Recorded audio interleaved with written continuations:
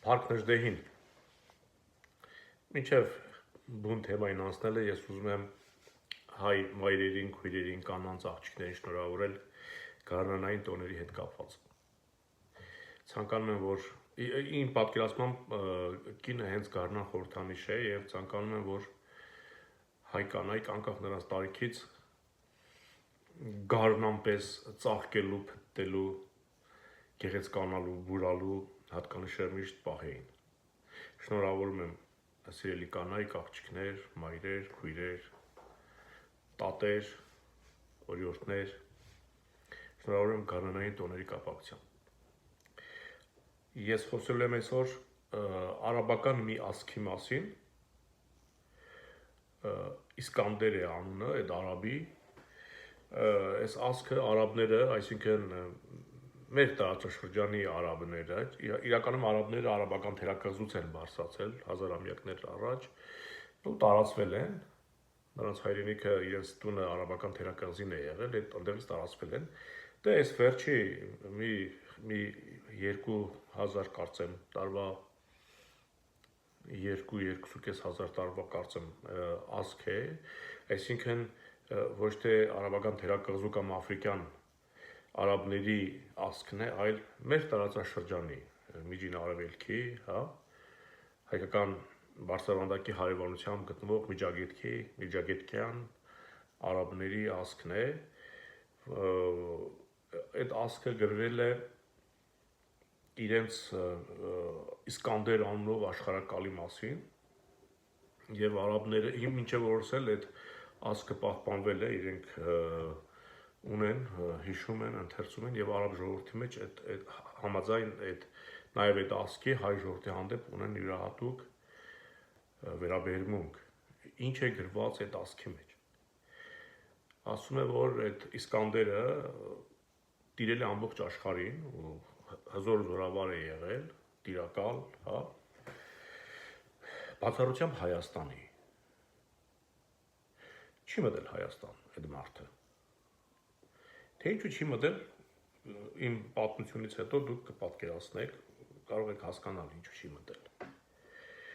Եվ որ ամբողջ աշխարհն արդեն իրենն է լինում, այդ մարդու մոտ ցանկություն է առաջանում Հայաստան գնալ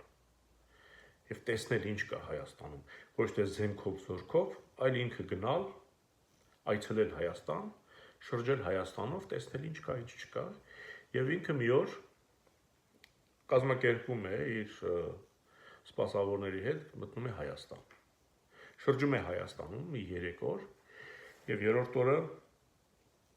մի քաղաքում, մի բնակչի, մի հայ մարդու, որ կանգնեցնում է եւ հարց է տալիս, ասում է. «Այ ախպեր, դուք ո՞նց եք ապրում»։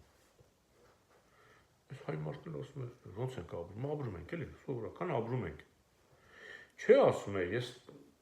ես տեսա, որ այստեղ եկել եմ, ես շրջում եմ, հարցուփորձ եմ անում, տեսնում եմ, որ դուք թագավոր չունեք, որ դուք դատավոր չունեք, որ դուք ոստիկան չունեք, ես չեմ տեսնում ոստիկան, դուք հարկահավաք չունեք։ Բա ո՞նց եք ապրում, ո՞նց եք այսպես, բա այդ գործերով եք կազմակերպում։ Ինչպես է ստացվում, որ ամեն ինչ անխափան գործում է։ Եվ ամեն ինչ շատ հանգիստ։ Ո՞նց է լինում։ Մարդ հարցնում է, հայ մարդուն, եւ հայը պատասխանում է, ասում է. «Ախպեր ջան», ասում է, «մենք ապրում ենք աստվածային օրենքներով։ Մեզ դատավոր, ոստիկան, հարկահավաք պետք չի»։ Սա գրել են արաբները, մենք չենք հորինել, սա արաբական ազգ է, որով մեծարում են հայ ժողովրդին։ Այսինքն մենք գիտենք, որ շումերական արձանագրություններում գրել են, որ Արատան դա աստվածային սուրբ օրենքների երկիր է։ Դե արաբներն են տիրացել հիմա շումերի տարածքը, դա այսօրվա Իրաքի տարածքն է, Ուրուկ քաղաք է եղել, որի անունով հիմա Իրաք է կոչվում այդ պետությունը, այդ արաբները տիրացել են եւ ընդեղ էլ այդ մարդիկ լսել են, ժողովրդի հետ շփվելով հասկացել են, որ շումերի հյուսիսում գտնվող, այսինքն այդ միջագետքի աղբյուրները հայկական բարձրավանդակից են գալիս, չէ, Եփրատ, Տիգրիս գետերի։ Այնտեղ ապրում են աստվածային ժողովուրդ է ապրում։ Հայ ժողովուրդը, որը կարող է չունենալ ղեկավար, դատավոր, ոստիկան, բայց ապրել ճիշտ, ազնիվ, արդար։ Այս մեր օտարները մեր մասին այդ կարծիքին են, եւ ասեմ, որ մինչեւ օրս էլ ասում են, պատմում են տղաներից մարդ կար, ասում էր, որ մի գյուղում արաբական Սիրիայում է եղել, կարծեմ թե Լիբանանում, ասել են, որ իմացել են, որ հայ է, այդ մարդը ցավոք տեղ է ունեցել, խնդրել են, ասել են, մի փայտի կտոր կամ մի բան, ինչ կլինի, վերցրու ձեռքդ, այդ իմ ցավոք հատվածին, ձեռքիս, ասենք, կպի այդ փայտով էլ, ասում են, հայ մարդ զարմացել, ասում ինչի համար, ասում որ դու դրանով փայտով կպնես,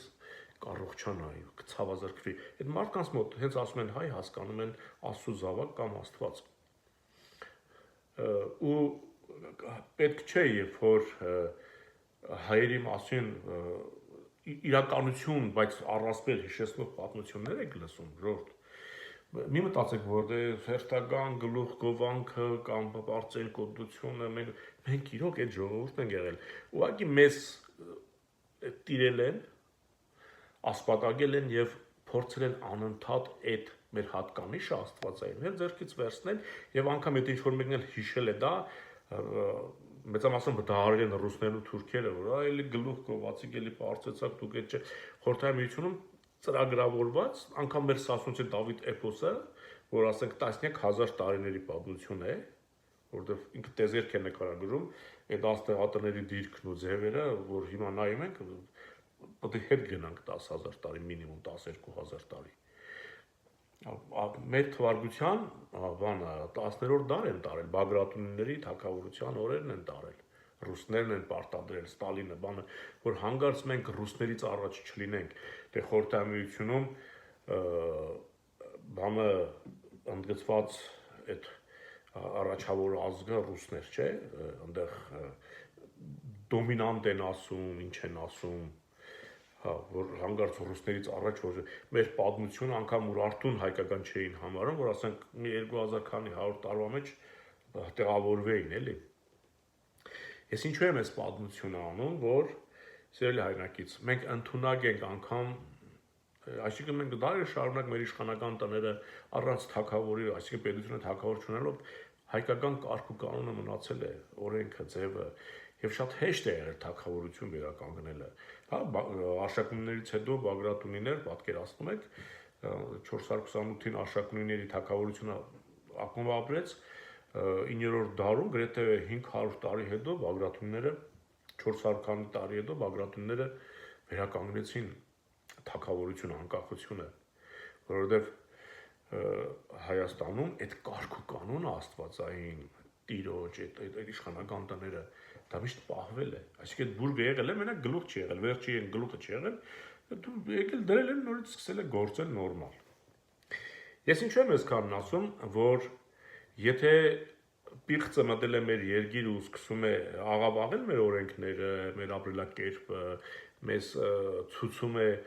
լրիվ հակառակ գործողություններով ապրել, հակառակ բաներ անել, լինել խոնար, լինել զիջող, զգալ հանցագործ իրեն, պարտավոր թուրքին, չգիտեմ, մենք պետք է հասկանանք, որ մենք այդ ազգը չենք, որ մենք իսկապես աստվածային ծագում ունեցող ժողովուրդ ենք եւ մենք պետք է տեր կանգնենք մեր այդ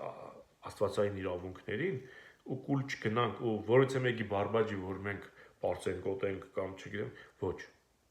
Մենք իրոք այդ ժողովուրդն ենք ու պետք է մեզ թափ տանք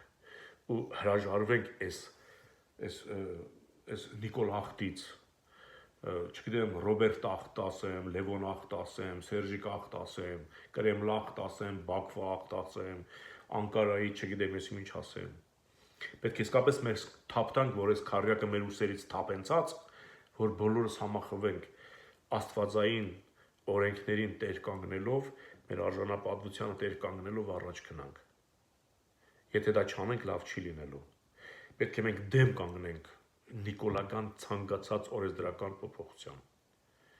ու մերժենք սրանց, կոչ անելով դատապարտել, կալանավորել սրանց։